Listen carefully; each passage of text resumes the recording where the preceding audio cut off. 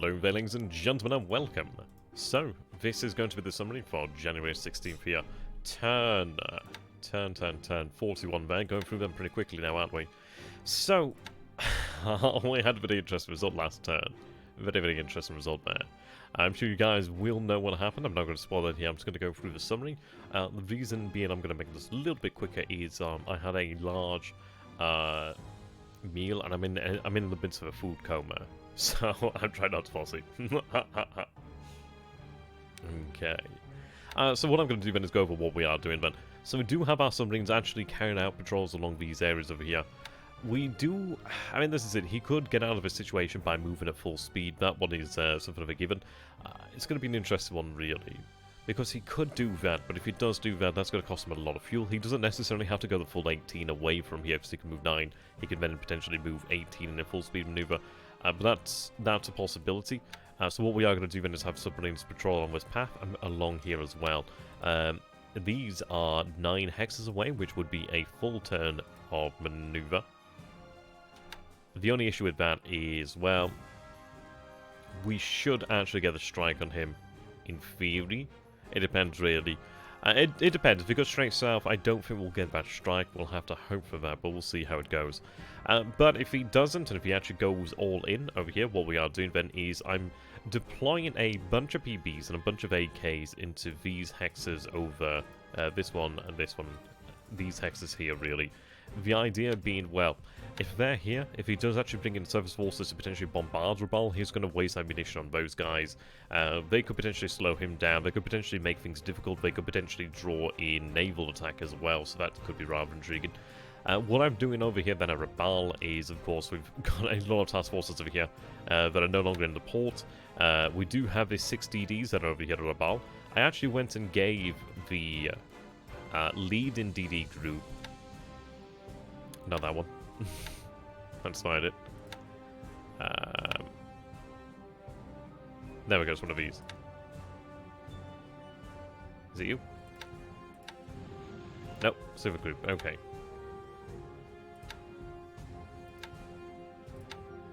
Yes. Okay, so this group over here, that does have 2 Fubuki 2s and a Yagumo. They're being commanded by probably our finest surface combatant commander here at the moment. He's got a skill of 82 naval, so ideally they actually do have a solid shot if they do get involved in combat, potentially getting these long lance torpedoes off. The Yagumos are nice because they do have these 8 central mounted torpedo launchers. These guys to launch the long lances, so they have 2 reloads of those bad boys. Very nice, very nice there. All round good destroyer there, all round good destroyer. So we're going to be going with that. In terms of aircraft, we did have a debate about altitude. We decided to stick with the 8,000 feet and the 14 hexes. We actually do have access to the 14 hex range now. Due to that, we have we actually have a supply in the base, so that's good news. We can deliver those torpedoes further out there. So we're going to go for a 30% cap with the zeros. We have reinforced the base for additional zeros as well. Excuse me. So you can see over here then. We do have a total of 103 fighters, 84 are ready right now, 15 are not ready for a reserve. We do have more zeros here. We brought in another 25 zeros this turn from truck, which is very nice. If he does stick around this area, we might be able to bring in additional zeros from truck over here as well, which is going to be very good for us. We do have an naval strike potentially set up from truck as well, if he should go north. That'll be an interesting one to see if he actually does do that. But if not, hey, they get that little bit of time to rest there. I don't particularly mind that. I've transferred a group of Haces K4s from Ley down here to Tulagi. Unfortunately, one of them broke down during transfer, but okay, that's to be expected, so we have them over here. I did transfer the actual Haces K4s from Japan, so we now have 15 that are ready right now, but we have a total of 19 Haces K4s over here that we shouldn't really have, which is pretty cool. These guys will operate just fine because they were here at turn. These guys have just transferred in today.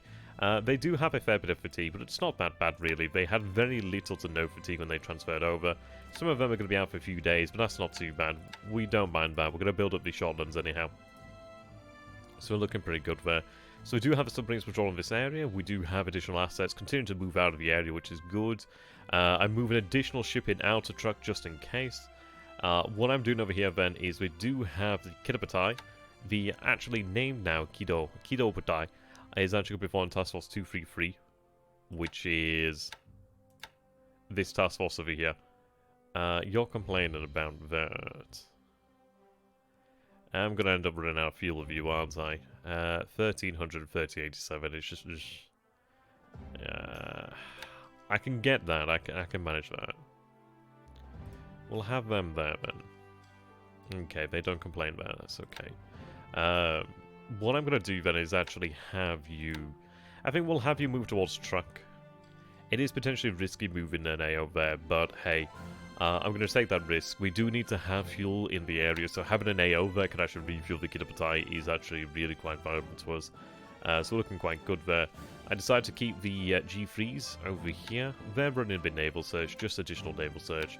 We do have the H6K4s over here, which are running their naval search. We should have a couple more ready tomorrow, which would be very nice. So we're looking pretty good there. Additional submarines coming in here to refuel. We do have these guys over here. We're going to try to track them. Moving south, east, which is an interesting one. We do have our subs in the area. So we are covering most of this area here, but we'll see. We do have these subs. I want to cover Wake just in case he actually does try to bring anything into Wake. We'll see about that. Okay. Now, there's a little choice I need to make over here, because we have these assets that have just arrived. Now, they're unloading over here at Saipan. These guys are unloading. What I'm going to do then is take... Now let's see, what do I have here? I have 1,000... Okay. What I'm going to do then is go ahead and set up another tanker force. Not you. Take you. And I'm going to take a couple of these patrol boats. They're going to go ahead and head out to Babardwab. Babardwab has 8,344 fuel. I mean, I could potentially send more to truck, but I think I do need more to Babardwab potentially. It's nice to have... I'd like to have Saipan, Babardwab actually having, like, some fuel available there. It would be nice to have fuel in these areas here, really. As we are going to make use of it. There's going to be a lot of ships moving there. So I do need to keep them fueled up too. We will be going ahead and getting more supply moving to this area. I'm taking a couple of fast transport, actual task forces from elsewhere, using the Adsoyo PBs to send supply down this way, as they would head this way anyhow. So that'll be quite good there. Okay. Kitapatai is going to move directly south. I can't recall if I actually said that. They're going to be following this task force, of course. I wanted to go with a ASW, but I thought, well, our surface isn't too bad, but they're still going to be running over the area. There we go. So they're going to be heading directly south. I do not imagine that they're going to get involved in anything. But the Kitapatai will be moving about 8 hexes, so 1, 2, 3, 4, 5, 6, 7, 8. So would be about that position there, just next to Ponape, or just beyond Ponape. So round about here then, so you can see that the range would be about 15 or so, but of course we do strike out at 7 hexes, so we could say if he's in this area we could potentially get a strike. I mean, like, let's see, maybe 9 hexes away, something like that. It depends there. So I wish you could tell the ranges at all times, but unfortunately not. But we're looking pretty good. We do have the ability to strike from Rabal. He destroyed 5... Well, he shot down 5 of our zeros last turn. He damaged a few more, but the fact is we've been able to move in additional zeros here, which is really just... It's really good for us. He may linger in the area, he may not. This is it. We have things in place now so we can actually cover ourselves, which is very, very good for us. I mean, the...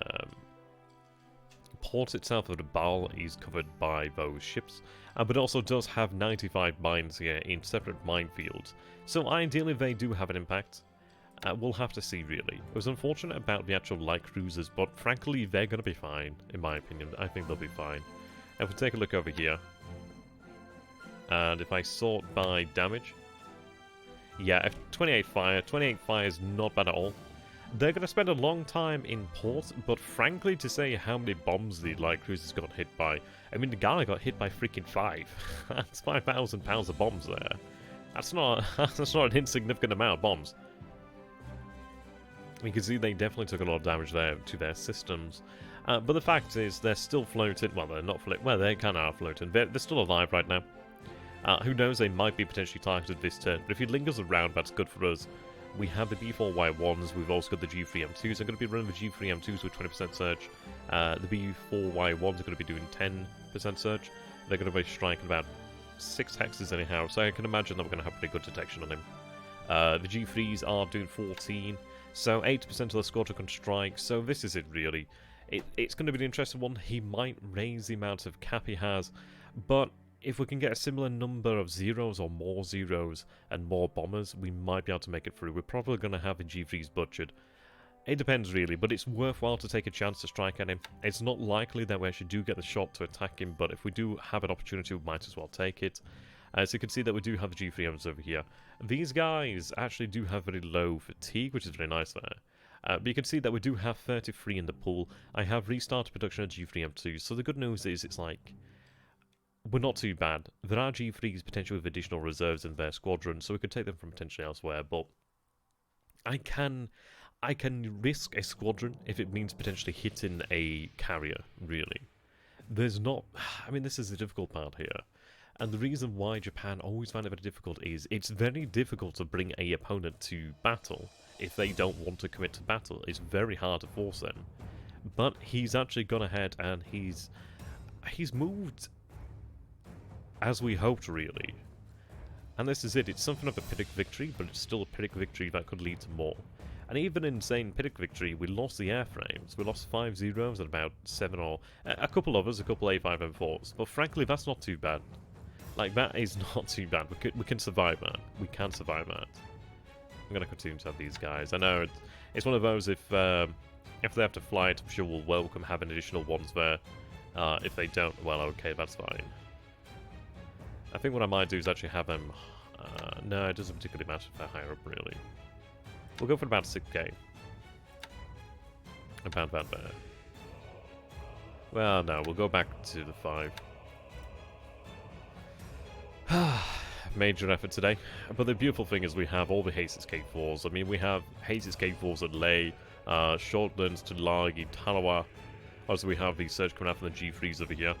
We have Jakes also over here at Tulagi as well, so that helps us out too. We have the submarines with their float planes in the area as well, so ideally we can try and coordinate a good strike on him. We do have the advantage of having the second air division over here, which really does help us to actually coordinate, which is very good there. Yes, he's one of the best there, 78. I don't think there's much more we could do right now. The interesting thing is if he heads north, we could have potentially brought another 48 zeros down to Rabaul, and we would have had like well over 100 zeros there. But it's still worthwhile to make sure that we protect Truck. There's every possibility he could potentially go north. That is something that could happen. We need to be in a position to possibly respond to that. I mean, that's 19 hexes away, but he could go for a full-speed strike, sorry, full-speed movement, and be potentially in range. Well, he would definitely be within range to strike a Truck. We can't rule it out. We've got to take it into consideration, which is why we're going to have the Kitabatai head south as well, just in case it spots anything. And if we look at this over here, that's 9 hexes. That's 7, okay. Yeah. But you can imagine, if we're moving down here, we might be able to strike at something that's along that sort of line there. We'll see there, really. And if he does move north and then he's stuck between Truck, Rabaul and Kitabatai, he's going to be in for a potentially bad situation there. I don't know. It's going to be very interesting. He's done something that we didn't expect. It's something that we hoped for, but we didn't expect it. Now, ideally continues. Ideally, he remains in the area. I mean, it would definitely be a battle. It's not one that we can outright win, unless we get lucky there. But even if we're just reduced to having to take out his aircraft, that's still not too bad at all, really. I still do not mind that. Even taking out his aircraft is still good. I mean, of course, take the numbers of aircraft shot down with, like, a grain of rice. Well, a grain of salt, sorry. Due to the fact that, well... yeah. They could be wrong. But we definitely shot down F4s. That's still good. He only gets 8 F4 F3s a month. So he's still losing there. That's good for us. He hasn't killed his target, which is good, so that's nice. And we're preparing for the invasion of Java. We do have our forces unloading over here. What I'm going to do then is actually give them that time to rest and just get rid of this disruption and fatigue somewhat. Just give them that time to rest there. And then we're going to go ahead and land over here. We do have plenty of supply now at Palembang. So we're going to continue to repair and get that supply moving out there. Okay, our unit has arrived over here. Going to go for a deliberate attack and see how we go there. They're planned for Kuching, but we need to take this base over here. There's 2 units over here, but I don't imagine they're doing tremendously well.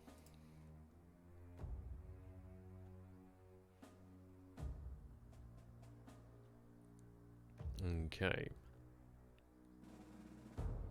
What I'm going to do even is get these forces a little bit further on, so maybe another day's progress this way. And then what I'll do is actually have them broken up. I'm probably going to bring a good number of actual DDs to this area over here as well, actually. That'd be quite nice. The Sendai has finally been repaired, so the light cruiser Sendai. Best known from her actions out here south of Hong Kong against the British destroyers there. She's going to be heading over here to Yokohama, Yokosuka. The reason being she's going to merge with the forces over here. Now, what we're going to be potentially doing then is having about 4 or so destroyers. There might be a couple more destroyers we can round up. 2 light cruisers, and then the light carrier Shoho.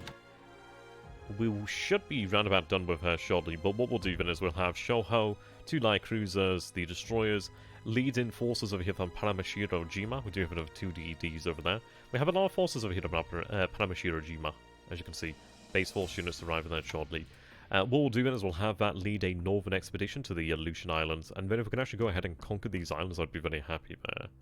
I still would like to have something like a heavy cruiser to potentially bombard Dutch Harbour, but that's fine. We'll make do really with it as it is, really. Okay. So over here in China, we're going to move forces. I'm going to move forces down here.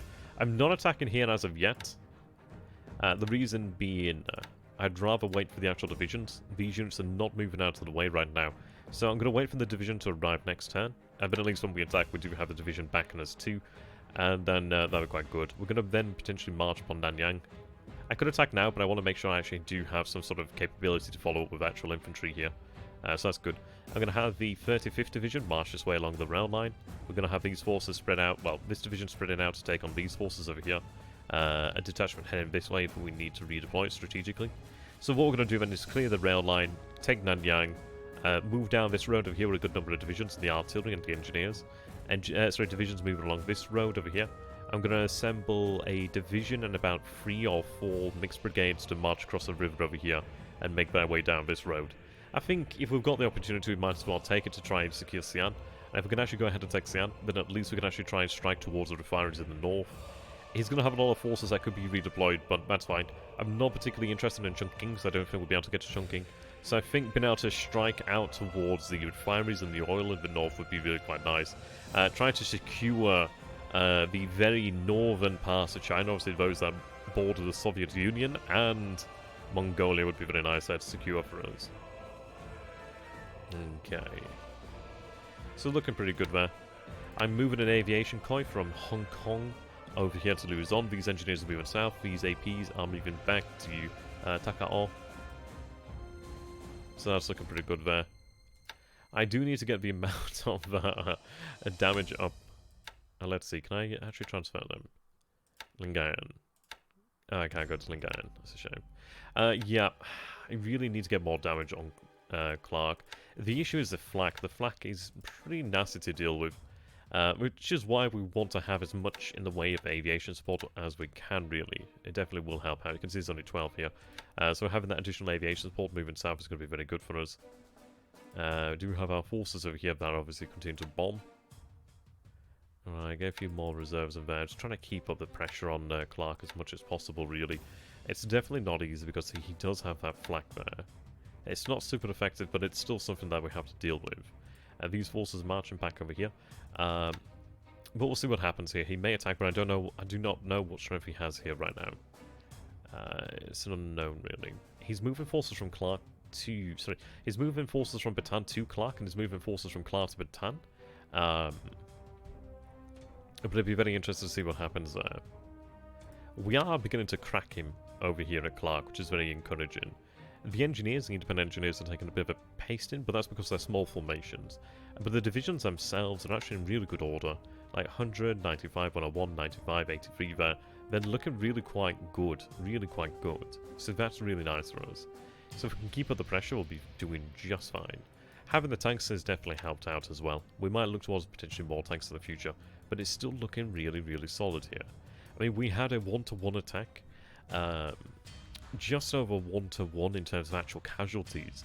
But the fact is, in the actual battle that we had, like, true, I lost more in the way of actual engineers, but he lost quite a few guns, he lost some vehicles. He also lost, importantly, actual squads, like actual fighting squads, about 60 of them. So his actual real AV is diminishing. The fortifications were actually reduced down to level 1. It's very easy for him to build back up with the amount of engineers he has here, so it's going to be a struggle to try and keep that airfield damage up. If we can do that each turn, just have a little bit of airfield damage, we're quite happy there. Same story with Singapore, that's always been a mistake there, allowing that airfield damage to keep up. In future games, what we'll do then is obviously not take it like that. I just don't think it's worthwhile bombing the ground forces there. You just need to keep that airfield damage up, or at least just get it up to 100 and just have a squadron dedicated to keeping it there. But we're looking good. These forces are going to continue to rest over here as we await reinforcements. I mean, we do have enough to take Singapore here, but I just do not want to ruin these divisions doing so. They're proven to be really quite tenacious in their defense of Singapore. This is it, we don't benefit from any easy surrenders, unfortunately. But hey, we do have 3 tank regiments moving in now. We also will have a 114th regiment moving in there. The tank should help out considerably. Having that armour will definitely help out, should help us out considerably. These forces are still fighting these British remnants over here in Malaya. They should be done with shortly. We've got our forces being assembled over here at Georgetown. So as soon as Singapore falls, then things really do begin to move very, very quickly. Very quickly. Which is very nice. Right. DMAS is moving into Palembang so they can refuel. I mean, this is it. I probably was wasting fuel over here about seeing lingering around. I was hoping that we would have taken it by then, but unfortunately not. But we're looking pretty good, to be honest. We are looking pretty good. I don't like this moving southeast, to be honest.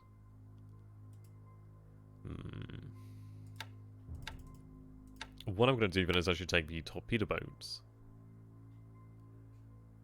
And I'm going to have them move over to this, well, to this base over here first. Well, actually, in fairness, well, we'll go over here to the closest base. We'll go ahead and pick them up, bring them back to Bengalin, where they can be picked up from aircraft, and we'll take it from there. Then we can go for that one. Obviously, there's not much fuel. I could potentially take Padang, but Padang's held. I think these bases are actually garrisoned as well. So there's no real easy victories here. I think what we'll start to do then is potentially have the torpedo boats move around here, or potentially have other ships moved around through these straits over here, and actually use to ferry troops across. And I could do that. It's just, I don't know, it's one of these of, Venice Hermes is still taken into consideration. There could be potentially another British carrier by now, I'm not too sure there. So that's if we're going to take into consideration. We are trying to hunt down these ships that were apparently sighted out in this area of the Pacific, really. Which is going to be an interesting one to see. We do have his subs over here returning back to Kwajalein, so they can go ahead and refuel themselves. So things are going well, actually. It's one of those turns where we've not had to move ourselves as such. He's going to have to move himself. He's going to have to do something. And that's the awesome thing here, is that he's forced to make a decision. Ideally, it's a decision that we can profit from. That would be the ideal turn of events there. But there we go. Thank you so very much for watching there, ladies and gentlemen. I hope you've enjoyed it. And again, Tana Hekabenzai, for the glory of the Empire. And if you guys have enjoyed this, please do subscribe if you're new to the channel, and potentially consider becoming a patron of the channel. That very much helps me out, and I would appreciate that. It is a form of e-begging, but I'm sure you guys will give me a pass, I'm sure, this time. Arigato gozaimasu. Until next time, Janei. Janei. I'm trying to learn the pronunciations. It's going to be a couple of years of Japanese, but it'd be worthwhile. I tell you what, there might be a day where I might be able to do the entire commentary in Japanese. That'd be awesome. That would be an awesome day. Until then, thank you very much. See you next time.